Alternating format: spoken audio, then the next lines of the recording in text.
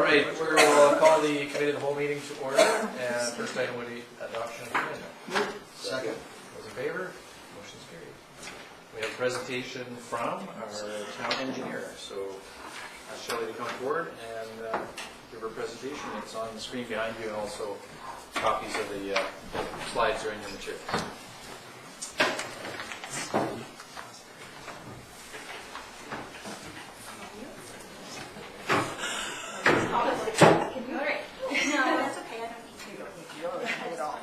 Thank you, Your Worship and Councillors. Before I get started, I actually have some gifts, some handouts, just some information on roundabouts that if you want to take one and pass it along. I'll probably go through most of that material, but they're just little handouts that were provided to me by Coors and Engineering, so I thought I'd share them along.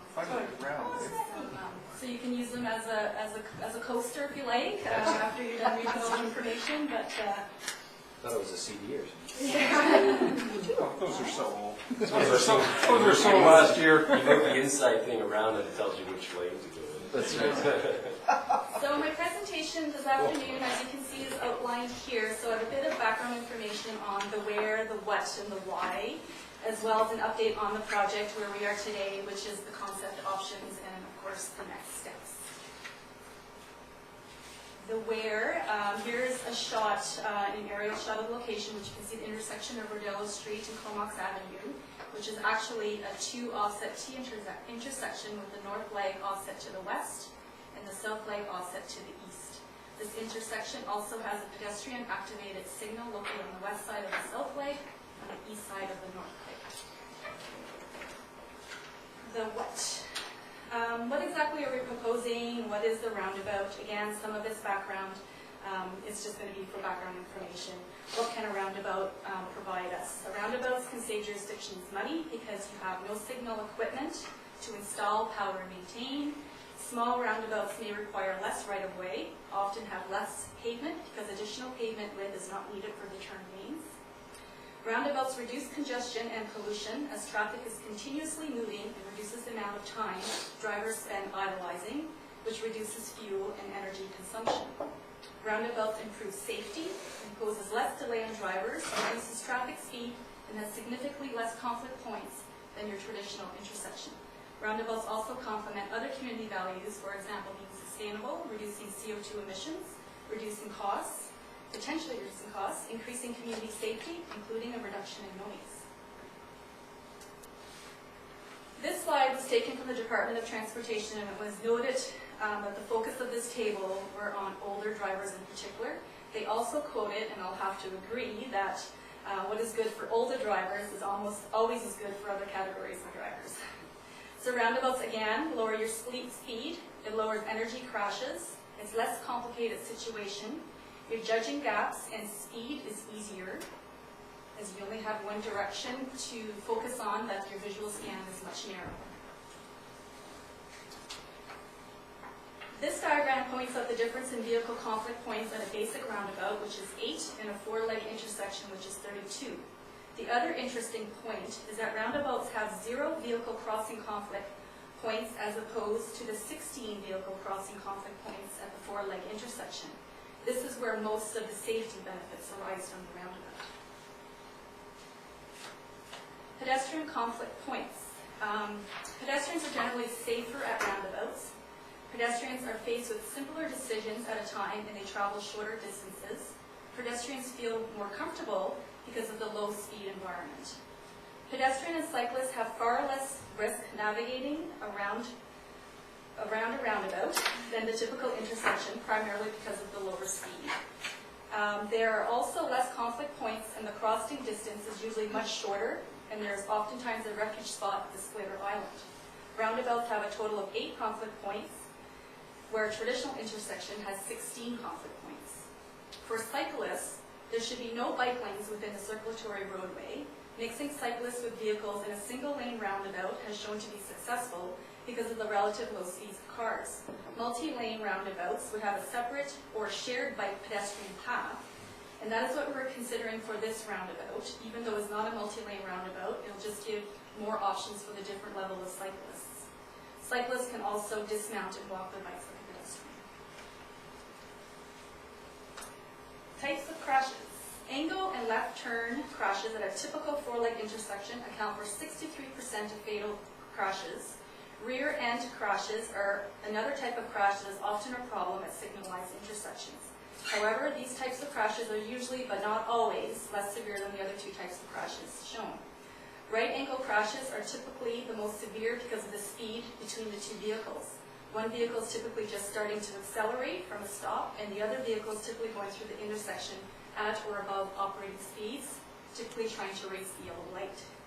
At a roundabout, vehicles are traveling at a significantly lower speed, typically 30 kilometers per hour, and the crashes that occur would be less severe because of this reduced speed, and then you'll have more of the side swipes nature of the crashes. The next slide, this one is on the why. Why are we doing this project? Where did it come from? Again, some more background information to update council on. So it was recognized from our transportation study from Boulevard Transportation that the intersection Rogella Street currently operates at a poor level of service. It's actually operating at a level of service to an E to an F, and F is basically your worst level of service.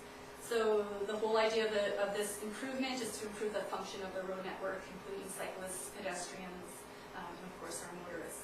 The majority of the collisions occurring at this intersection are rear-end collisions, which can be attributed to that pedestrian signal. Boulevard Transportation also reviewed other options, and also including the restrictions of your right in, right out. But reviewing that further, it will just redirect your northbound or other traffic to other streets, so basically just moving the problem to other side streets where you'd be operating at those locations. Next slide. So the alternate option besides the right-in, right-out restriction was to realign the two sections of Rogella Street into a single intersection using the roundabout, and this was the recommended long-term option per the town's 2011 transportation study. Council approved the engineering design of the roundabout for 2014 for last year's capital plan, and in September of 2014 we awarded to Boulevard Transportation Group to handle the detailed design. And to date, what I'm going to go over is the four concept options that Boulevard have provided to the town and under review, and I'll discuss which option was chosen. So option one, this one has a 37-meter ICD, which is the inside circle diameter of the roundabout. It's centered 3.3 meters of Rogella Street north and 6.7 meters south onto Comox Avenue. The northwest and southeast corners are impacted by the 3-meter pathway, while the northeast property is impacted by the 3-meter pathway and slightly by the exit lane. The majority of the property impacts of this option is on the southwest corner, which would be the hospital. This option impacts approximately 7 parking stalls within the hospital's parking lot. The westbound right turn movement in this option is a tight movement for a larger vehicle, which may have to undertake a 450-degree turn. In summary, this design impacts 4 of the properties, and again, approximately 7 parking stalls at the hospital site. 3 of the approach roads will need to be realigned. Shelley, could you point out where the property lines are showing on that drawing? Yeah, it's a little bit tough. So you can see a bit here from, this is the 3-meter multi. So in this corner, it would be this property. And a significant one here, and then obviously this is also. So it impact their landscaping, some of the hedging that's there, and of course the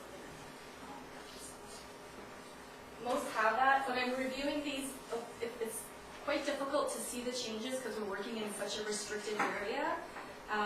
But the differences are, well, they could be subtle, but they do have some significant impacts to the area. So that's why Boulevard went through and went through all of the options so that we did consider sort of the impact on all the properties involved. Shelley, just before we do that, could you just tell me how a cyclist goes through that then? So, like I mentioned earlier, whenever it's a single roundabout, cyclists can just take, like more of your commuters, more of your avid cyclists would probably just take the lane, like a single lane. These were, and then we're also incorporating the 3-meter multipath. So we were going to try to make it really easy so a cyclist can feel comfortable to take that path. So this will be the ramp. So they'll come on this is the bike lane that's existing now, they'll just come on this ramp, and then they'll have to, depending on where they're going, they'll have to disconnect, walk across, get back on, and continue this way, or they can come through and then go onto Beaufort Avenue, which is also another bike route for the town. So that'll be a sidewalk as well? Yeah, so that's why it's going to be the 3-meter wide width, so that it will accompany both the pedestrian and the cyclist. Standard sidewalk width is what? 1.5 to 1.8. We've been looking at residential, like a downtown, it might be 2.5, but a multi-lane minimum width is 3 meters. Now, could a cyclist choose not to do that and just go straight through like a vehicle? Exactly, yeah. And that's probably what maybe more of that's why we were looking at sort of the different options. So if you're not comfortable going through, then they would have that option to take the multi-path. But then that's what roundabouts are, because of the low speed, that cyclists feel comfortable going through them because they're only going at 30 kilometers an hour.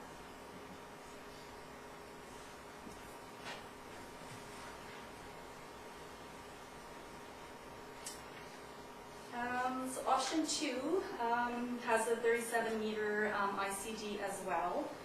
It's centered on Rodello Street North and 12.3 meters south onto Comox Avenue. This option moves the roundabout further to the southwest, creating the need to further change the alignment of Comox Avenue as it enters the roundabout. This option does not impact the northeast corner, and there's less of an impact on the northwest corner for the pathway. The southeast corner is still minimally impacted by the pathway. This option has a greater impact on the southwest corner, again, that would be the hospital, potentially impacting up to 17 parking stalls. Due to the alignment, this westbound right turn is very sharp movement and will only accommodate passenger vehicles. All other vehicles will be required to undertake a 450-degree turn to access Rodello Street North from the east. This option also moves the Park Drive connection to Rodello Street closer to the roundabout circulatory road and south crosswalk. Significant impact to the hospital as we again are looking at 17 parking stalls and 3 approaches will require realigning. Option 3 has the smaller ICD of 35 meters. This ICD will still accommodate large heavy trucks. However, the turns will be tighter than in the other options. This option is aligned similar to option 1, but due to the smaller ICD has less property impact. There is no impact at this point to the northeast corner, and impacts to the northwest and northeast corners are only due to the pathway. The southwest corner has the majority of impact in this option with up to 8 parking stalls impacted. The westbound turn right movement in this option is a tight movement for large vehicles, which again would undertake a 450-degree turn. Three properties will be affected, but very minimal to the properties to the north and impacting up to 8 parking stalls for the hospital. So Shelley, that inner circle that you've got in those, or not the very inner, but that thatch part, that's actually designed to be driven on, is it not? That's right. We call that the apron. So Yeah. that would be undertaken by larger vehicles, transports. Buses should be able to get around without going on the apron, but it's just there for If they have to, though, they can. if they have to get around it. Okay. Shelley, I'm still trying to picture myself as a pedestrian crossing, knowing how heavy the traffic is at certain times of the day. Will I have to just kind of weave my way through to get across the street, or will there be some... Because right now, of course, I can push the button and That's right. everyone will stop for me, but here, will I work in between the vehicles? Yeah, this would be just your typical crosswalks, with the signage. So you'd So stop we'll here. stop the traffic by walking there? Yeah, well, you'd obviously be at the crosswalk. My recommendations for all vehicles to stop before you cross, just as a safety. Crosswalks are never But to if it's be- a busy time, people... Yeah, and they should be stopping at crosswalks if there's a pedestrian waiting to cross. But you only be looking one direction And you'll only be looking at one direction. initially. Because then there's a splitter island here, and then you can stop with more vehicles. But, I mean, typically, if there's somebody waiting here and a car comes, that they would stop and let you cross. I mean, that's And the car should be going slower. part of the, and the cars would be going Well, the slower. speed limit now is 50, of course, isn't it? Yeah, but Versus that would be 30. the design is to slow traffic Well, down. yeah. So they won't need to be going 30 So, around there. Just to get around it as a vehicle, because you're coming here, you're going to need to yield to make sure that there's no cars coming this way. So you're almost at a stop, and then to get around this corner, that approach, you'd be going maybe 30 kilometers an hour. So it's not going to be a high volume speed. So similar to like a school crosswalk. I'll get into more slides on the pedestrian crossings and you can go over that.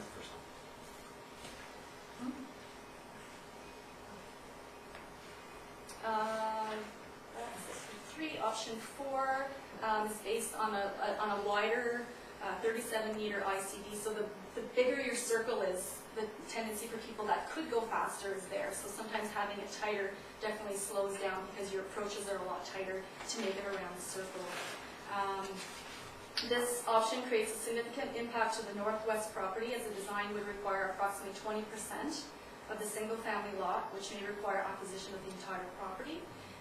Purchasing the entire northwest property may be cost prohibitive to the project. The northeast property would be impacted with the pathway being at the building's sidewalk, which is a different elevation than the roadway. This option does not impact the southeast corner and only impacts 3 parking stalls on the southwest corner, again being the hospital. So significant impacts to 3 properties, and 1 approach road requires realignment. So from those 4 options on the next slide, gives you a little bit more of the preliminary design, which I just got from Boulevard, just in time as I was preparing this. So that's maybe at the 50%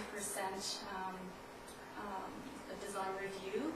The option 3 was chosen as the preferred option because it has a smaller inside circular diameter of 35 meters than the other option, which reduces the speed even more. And of course requires less land than the other 3 options and had less impact as all 4 properties as a whole. It has a good alignment, which is important in a successful roundabout. The center island defines the circulatory roadway and is landscaped for aesthetic reasons, but its primary purpose is to visually keep drivers that the roundabout is there to help prevent drivers from continuing on a straight path. So to have those approaches is key to having a successful roundabout that would operate properly. So that's where we're at today, and the next slide is our next steps. So by early 2015, we're hoping to have the detailed design, some cost estimates, some updated cost estimates. We'd have a chance to do some stakeholder consultation, including the hospital, and to finalize exactly the property acquisitions that are going to be needed. And then the implementation, currently we have it in the 2014-2018 5-year financial plan for construction of 2015, and the approved budget in that plan is for $538,000.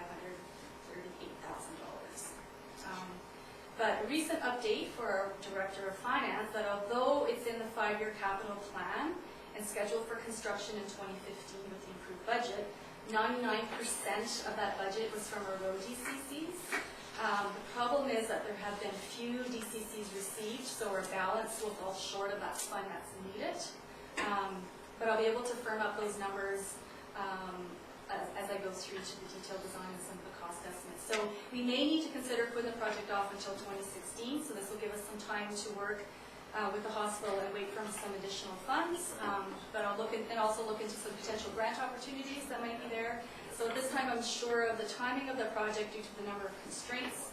But I suspect I will know more information as I get into the detailed design, and of course as we begin into our financial plan I'll be able to report back to council on that. Any potential ICBC funding? Yes. Yeah. I know they helped with the other one we did. Yeah. And they're already aware that this project is coming and they're totally on board to work with the town, so I'll definitely. Do you have any idea of order of magnitude what they would kick into it? How they've approached few of the other safety upgrades that we've done in the town is I submit to them the design and the estimate, and they review and prorate it onto what the increase in safety that would provide. So it all depends on the improvements. But obviously the roundabouts I think is the #1 priority that all pretty much jurisdiction, ICBC, everybody sees it as a safe alternative. It reduces, as I mentioned, a few things. It reduces its speed, safer for pedestrians, cyclists. So I can see a number of safety improvements that they've considered. Yeah, since the pay parking was instituted, that light gets activated a lot, and there's been quite a few more rear enders there. Sorry, go ahead. Oh, I think Russ, will you? Or Russ, go ahead. Okay, thanks. Yeah, I made a few notes, and you know, when I read in the paper a few months ago when this came out, I kind of, it didn't really sit well with me, and, you know, I didn't have any other information other than being a resident in that area up on Robb Avenue, and it just seems to me this is a pretty extravagant kind of process for that corner. You know, like, I went there on Saturday morning, and I hit the light. It takes 28 seconds from the time you hit the signal. It goes to amber, as it cycles through, back to green. 28 seconds. To me, which seems pretty long. I talked to the neighbors who live kitty corner, you know, the two houses, because I'm another corner hospital and a motel. And the one guy's lived there for 35 years, and he agrees that that light is kind of funky, you know, in that it takes really a long time for it to cycle through, and he felt that that's something that needed to be addressed. And so then I asked him about accidents, and I'm wondering a few things, if you guys were able to get stats for accidents, and because he doesn't recall many accidents along there. You know, like every intersection, there's accidents. But he doesn't seem to be thinking there's a whole lot there. So then I got wondering, okay, so the numbers that you're showing us here, like, have you taken into account, like, what it would cost to expropriate the land, I guess, if that's the term, from the hospital, from the homeowners, because that might jack this whole thing up quite a bit more. Well, yes, the cost that we're looking at doesn't include the proper acquisitions that we're going to need. Right. What we've done in the past with the Comox Avenue Cycle Lane project was work and do it on a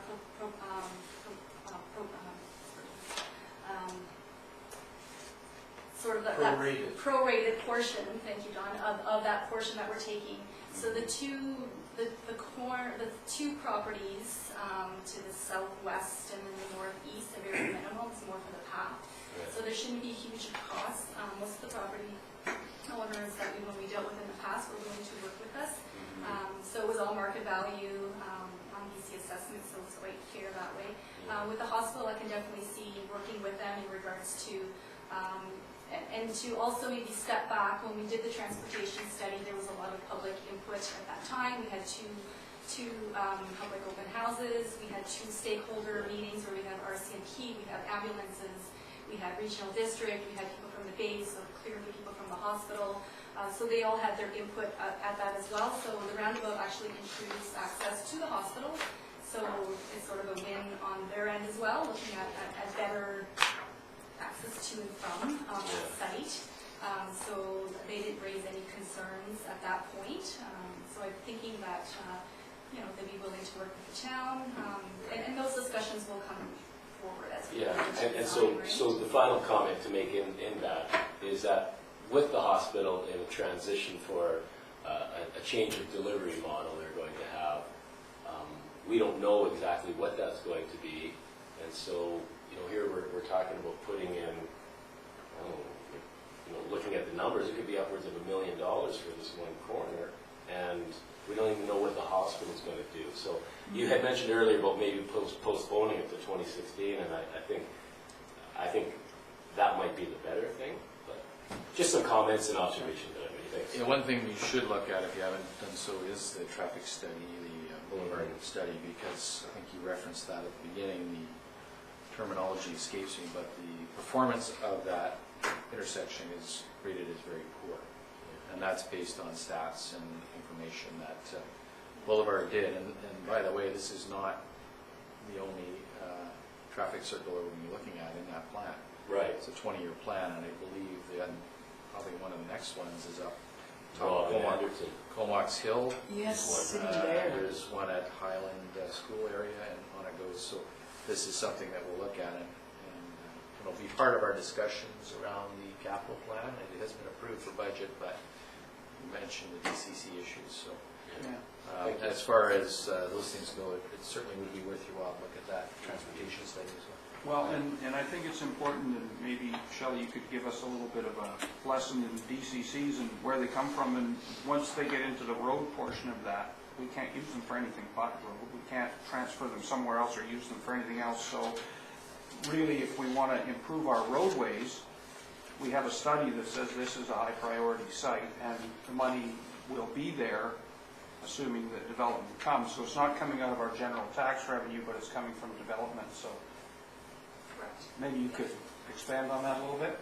Or maybe Yeah. Dawn could? Yeah, don't need to pipe in, but yeah, exactly, and that's why I wanted to make a point that we are low in our roads DCC, and in the approved capital plan, it's not coming from general revenue, it was coming from the DCCs, hence where I was recommending, I'm not sure the timing of this project due to that DCC revenue at this time.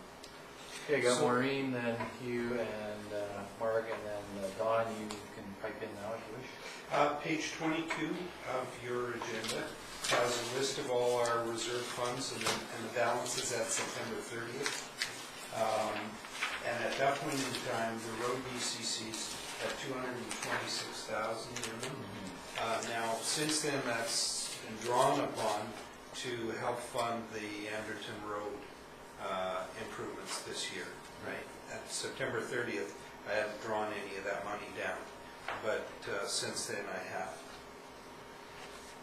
So fundamentally, there's no way this is going to proceed in 2015, the roundabout project, if it's mostly to be funded from DCCs, because they just aren't there at this point in time. Okay, thank you. Maureen? My question is a simple one. During campaigning, I did come across a fellow who was insisting that roundabouts were, gave off more greenhouse gases than intersections. And, I had no idea how to respond to that, but I said I would take it to the table should I get here. So here I am. And I see you say it reduces pollution, and I'm assuming that's greenhouse gas. Yes, So- greenhouse gas. So the comparison would be favorable for roundabouts? Absolutely, because the roundabouts has that continuous movement where you're not sitting and you're idling, so you're wasting gas and energy consumption, so therefore it definitely has an environmental benefit than the traffic. That was certainly brought up when we went down by the airport this time.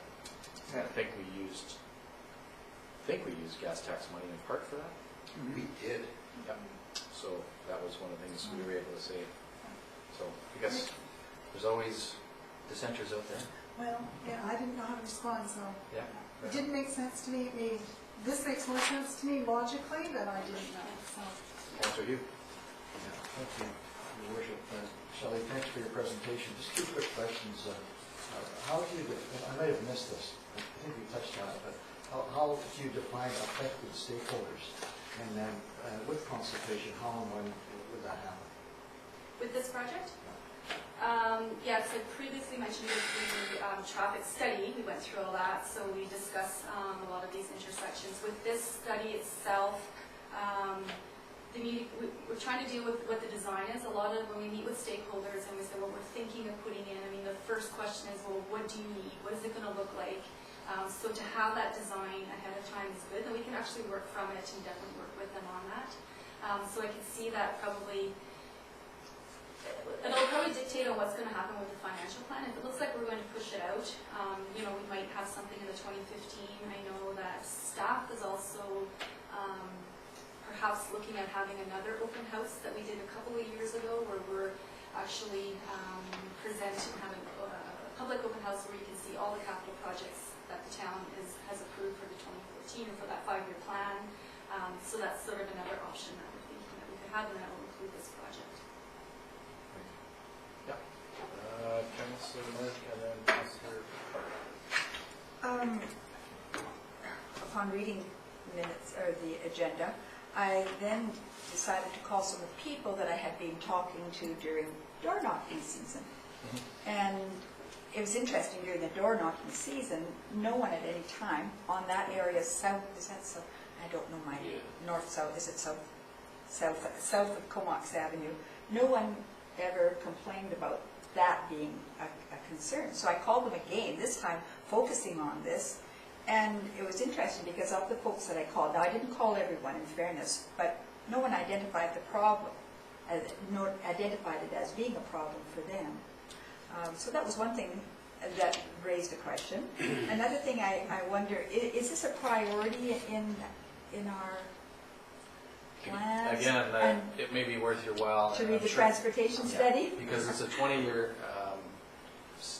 20-year plan, which outlines high priority, medium priority, long-term priority, whatever the priorities are for upgrading roads, intersections, sidewalks, crosswalks, the whole gamut. Over 20 years, potentially up to $44 million can be allocated, but again, subject to budget. So I'm sure that through Lo or through some of the other staff here that they can get you a copy of that. It's on our website, but how you get there, I'm not sure. Shelley could probably direct you here. And you can look at the priorities and where that is, Okay. and certainly focus in on the ones that are identified over the next 5 years. One more quick question? And in our 5-year capital plan, which Don can point you to, there are priority projects that have been identified Okay. by last year's council in the budget process, and on a rolling forward basis, we do identify various capital projects. There's a lot to read when you're a new person on council. There is. Yes. Yes, I guess that's it for now. Yeah, no, that's all good background information, and it's been touched on here, but it's certainly worth your while to drill down on it. That transportation study was conducted during the OCP. Separate consultation meetings were held on transportation issues, along with all the rest of the consultations on OCP, so it was done at the same time to reflect growth forecasts and trying to get on top of our infrastructure and making sure we're maintaining and enhancing it as we go. Just one small one. I, when looking at this, of course, had to take a drive down to sort of test out the traffic. And where the back road enters Comox Avenue, that also is an area of concern, isn't it? Is that, A did roundabout that is- happen in the study? A roundabout is proposed for that, yes. So, yeah, and again, there's lots of good information in that study that can give you all the whys and wherefores Okay. in the background. I won't ask anymore. Thank you. No, these are all good questions, and the background is very important. It is. Yeah, Good, thanks. for sure. Councilor Barber. Yes, and so if this does go ahead and we use DCCs, and obviously we don't have enough to cover the cost, can we, so we would then go to general revenues, is that the case? And could we then later use DCCs to, after the fact, pay for it? Okay, so we could only use the DCCs. You can use DCCs for capital expenditures and for debt repayment. You'd need to borrow the money.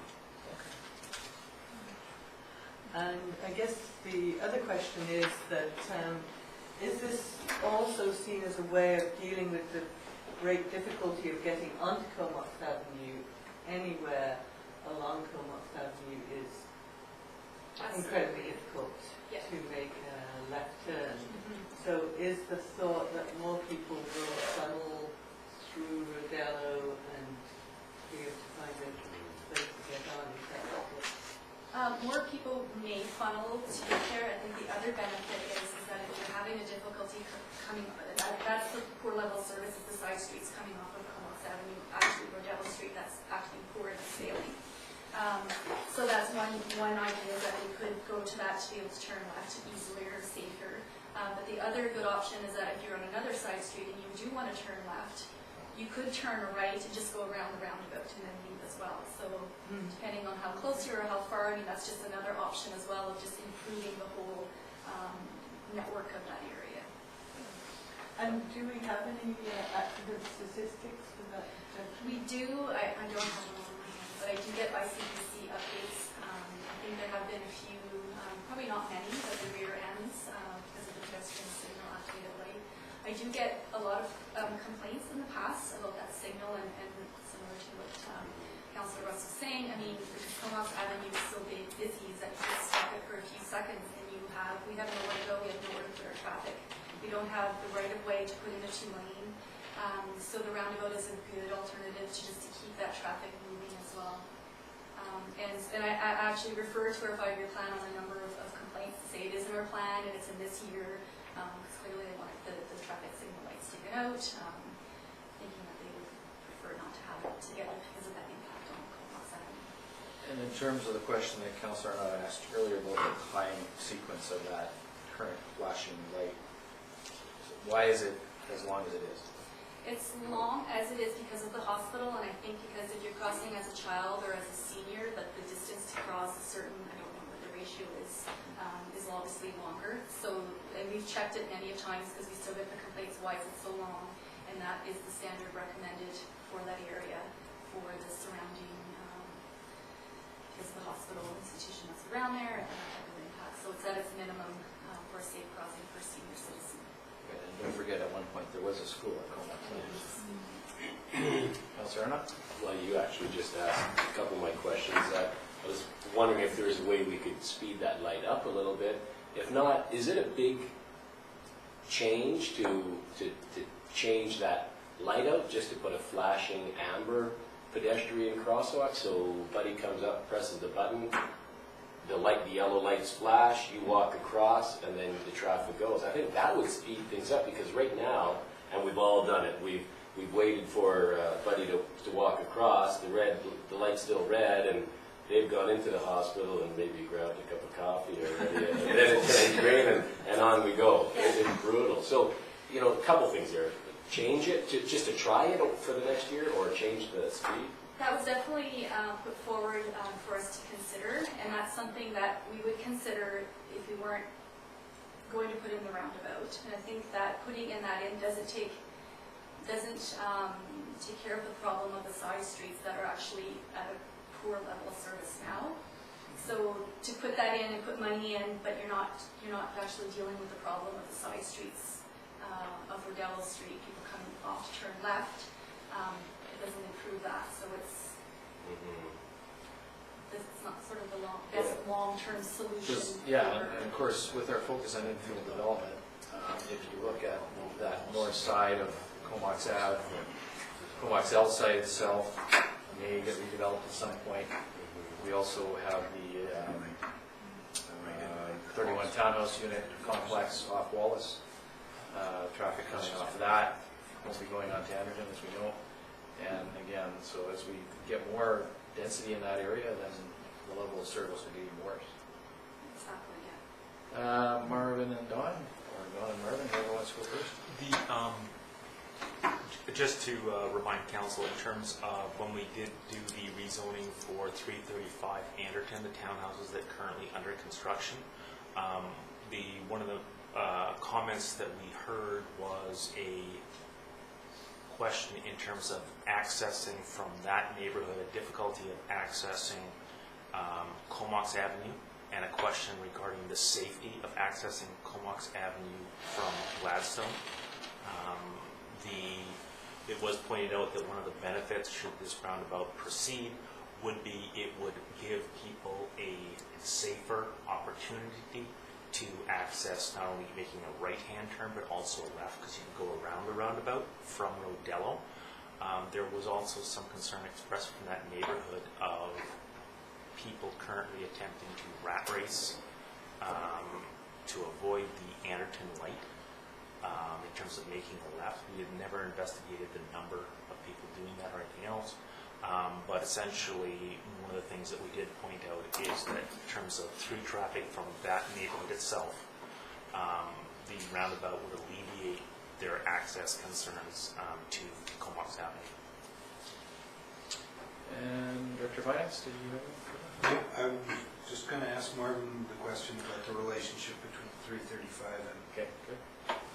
So at this point, the presentation's been received. It will be discussed, at least as far as the capital plan goes. Thank you, Shelley. When we get into budget discussions in the new year. So the issues around this project and other projects and how we pay for them will all be part of the discussion as we look at the 2015 budget as well as the 5-year financial plan. In the meantime, certainly any further background information if you wish to look at, staff can make that available to you in an easy-to-read format, I'm sure. All right, so moving on, no minutes or departmental reports. We do have staff reports. Speaking of budgets, this is the typical thing we deal with towards the end of a calendar year, and staff have brought forward to us various unexpended project budgets from 2014 to be carried forward into 2015. So that's from our Director of Finance. And he has provided a recommendation that staff be authorized to continue to spend the 2014 money in 2015 to complete the acquisition studies, designs, and projects that council has approved in 2014. I'll move that. Any discussion on that? Seeing none, all those in favor? Motion's carried. Thank you, Director of Finance. Carrying on, as I said. And we also have a report from our Director of Finance on the third quarter to the end of September 2014 financial statement for receipt. I'll move that. Any discussion? Those in favor? Sorry? Well, I noticed on this one that Don usually said he's satisfied with the plan. This time he says he's very satisfied, so Very that makes me feel good. The more, I have more certainty as we get closer and closer to year end, right? Or we wait, You never know what's going to fall. we wait anxiously for the Yes. year-end We've report. had 11 months and nothing's fallen on us yet so much, except for rain. Yeah, All right. And we're dealing with that. You don't have to shovel that. yeah. All those in favor? Motion's carried. And for correspondence, we'll just receive the report that Harvey Goodman, our consultant on the public works chair, of course, almost all of council was up to tour the buildings and receive an update, so. Move to see. Thank you. Second? Any questions? All those in favor? Motion's carried. Good news on that, of course, is we're looking to be under the predicted budget by a significant amount. But we'll wait and see what the rest of it looks like as we go. You just said the shutout. Shutout word, yeah. We don't have anything further on the agenda, however, we do have an in-camera session to adjourn to under section 90 of the community charter, 90/E. So a motion to that effect should be in order. Move. In favor? Motion carried, so we'll adjourn briefly while the room clears, and then we'll carry on with our camera meeting.